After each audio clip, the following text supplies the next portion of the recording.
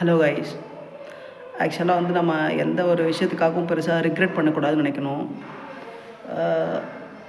அந்த விஷயத்துக்காக நம்ம ரிக்ரெட் பண்ணுவோம் அப்படின்னா அந்த விஷயத்தில் ஆக்சுவலாக பண்ணக்கூடாது. ஆக்சுவலாக வந்து நான் ஒரு கம்பெனியில் வந்து கிட்டத்தட்ட ஒரு 13 வருஷமாக ஒர்க் பண்ணிகிட்ருந்தேன். அதே கம்பெனியில் 13 வருஷமாக சர்வ் பண்ணிகிட்ருந்தேன் ஒரு சென்னையில். அந்த அந்த கம்பெனியில் சர்வ் பண்ணிவிட்டு நான் இப்போ ரிலீவ் ஆகிட்டேன். ஆக்சுவலாக டிசம்பர் ரிலீவ் ஆகிட்டேன். ஏன் ரிலீவ் ஆனேன் அப்படின்னா,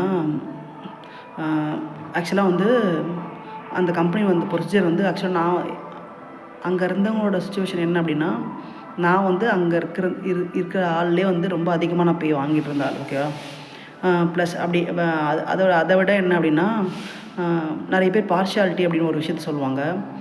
பார்ஷியாலிட்டி, அப்புறம் நம்ம டேர்மில் சொல்ல போனோன்னா சொம்பு தூக்கணும் அப்படின்னு சொல்லுவாங்க. எனக்கு அதெல்லாம் பெருசாக செட் ஆகாது.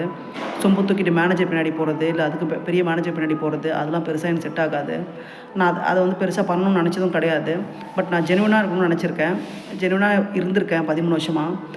அதை ஏன் நான் இத்தனை ஆக்சுவலாக அந்த ரிலீவ் ஆகி கிட்டத்தட்ட ஆல்மோஸ்ட் ஒரு 4 to 5 months ஆகிடுச்சு. நான் இப்போ ஏன் அதை ஷேர் பண்ணணும்னு நினைக்கிறேன் அப்படின்னா, நான் ஆக்சுவலாக ஒரு வீடியோ பார்த்துருந்தேன். அந்த வீடியோவோட டேக்லைன் என்ன அப்படின்னா, எனக்கு பிடிச்ச ஒருத்தர் பேசியிருந்தார். அவர் நல்லா பேசுவார். ஆக்சுவலாக ஒரு ஃபாரினில் ஒர்க் பண்ணிகிட்ருக்காரு. அவர் வந்து சொல்லியிருந்தார், நம்ம வந்து நேர்மையாக இருந்து என்னத்தை சாதித்தோம் அப்படின்னு சொல்லிட்டு. ஓகேங்களா? நான் 13 வருஷமாக வந்து என்னோட ஹார்ட் ஒர்க்கு போட்டேன். நான் என் சைட்லேருந்து எந்த பெஸ்ட்டை கொடுக்க முடியுமோ அந்த பெஸ்ட்டை நான் கொடுத்துருக்கேன். ஸ்டில் வந்து என்ன அப்படின்னா, எனக்கு அங்கே வந்து நான் ரிலீவ் ஆகும்போது என்னவா இருந்தேன் அப்படின்னா, ஒரு வந்து அனலிஸ்ட்டாக ரிலீவ் ஆனால் அசிஸ்டன்ட் டீம் லீடர் சொல்லுவாங்க.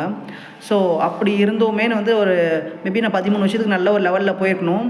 பட் என்னோட அந்தளவுக்கு பெருசாக நாலேஜ் இல்லாதவங்களோட நல்ல லெவலில் இருந்திருக்காங்க. பிகாஸ் அது ஏன் அப்படின்னா உங்களுக்கே தெரியும் எதுக்காக அவங்க முன்னேறிட்டாங்க, நான் முன்னேறலன்றது. ஸோ அப்படின்னா நான் ஆக்சுவலாக ஒரு கவர்மெண்ட் ஸ்கூலில் தான் படித்தேன். கவர்மெண்ட் ஸ்கூலில் படித்து ஆக்சுவலாக நான் 13 வருஷமாக அந்த கம்பெனியில் சர்வை பண்ணுறது பெரிய விஷயம் தான். பட் இருந்தாலும் நல்ல ஹைட் போயிருக்கலாம். அப்படி போகாததுக்கு ரீசன் அப்படி என்னென்னா, அது மேபி என் கையில் மட்டும் இல்லை. ஸோ நம்ம எங்கே ஒர்க் பண்ணுறோமோ அவங்கள பொறுத்தும் நிறைய இருக்குது. ஓகேங்களா? ஸோ வந்து நம்ம எந்த இடத்துல ஒர்க் பண்ணுறோம், ஸோ அங்கே இருக்கிறவங்க நமக்கு எப்படி சப்போர்ட் பண்ணுறாங்க, நம்ம எப்படி லேர்ன் பண்ணுறோம், இது எல்லாமே இருக்குது. ஸோ என்னோடய விஷயத்தில் பார்த்தீங்கன்னா, நான் வந்து என்னோடய பெஸ்ட்டை நான் கொடுத்தேன். நான் எந்தளவுக்கு என் சைட்லேருந்து எஃபர்ட் போட முடியுமோ அந்தளவுக்கு நான் போட்டேன். கடைசியாக நான் அங்கே ஸ்டே பண்ணணும் அப்படின்னா ஸ்டே பண்ணியிருக்கலாம். என்னால் ஏன் ஸ்டே பண்ண பிடிக்கல அப்படின்னா, நமக்கு ஒரு சில கட்டத்துக்கு அப்புறம் வந்து நமக்கு ஒரு சுயமரியாதைன்றது எப்போயுமே முக்கியம்.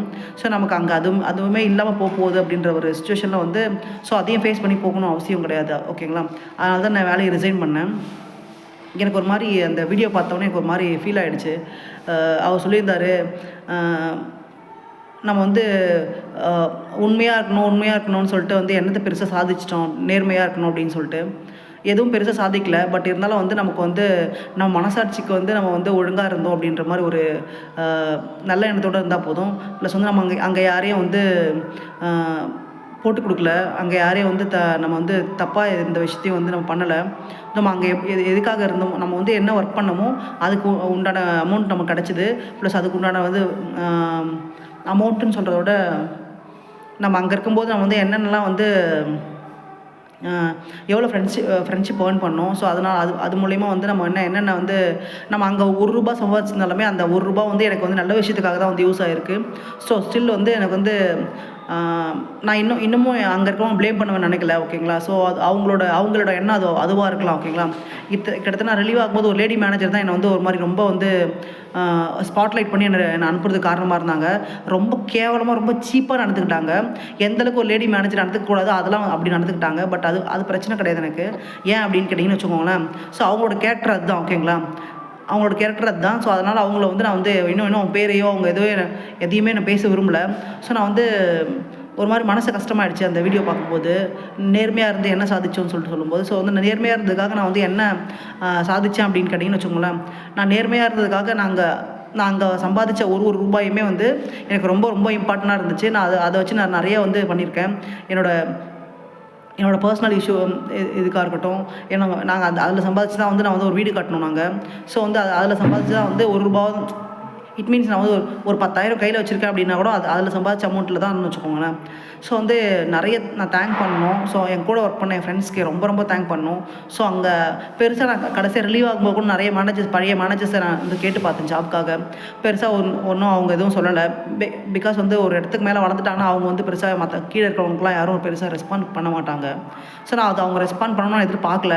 ஸோ பை சான்ஸ் நம்ம ட்ரை பண்ணி பார்க்கலாம் ட்ரை பண்ணேன். ஸோ ஃபைன், பரவாயில்ல. நான் அவங்க ஹெல்ப் பண்ணாட்டி பரவாயில்ல. ஸோ நான் இப்போது ட்ரை பண்ணி நெக்ஸ்ட் என்ன ஸ்டெப் நம்ம பண்ண முடியுமோ அதை பார்த்து போயினே இருக்கலாம். அதனால் வந்து ஒரு விஷயம் நடந்துச்சு அதுக்குன்னா ரிக்ரெட் பண்ணாதீங்க. ஜஸ்ட் மூவ் ஆன் பண்ணி வேறு விஷயத்துக்கு எப்படி போகலான்றதை ட்ரை பண்ணுங்கள். Thank you so much. Have a great day. By.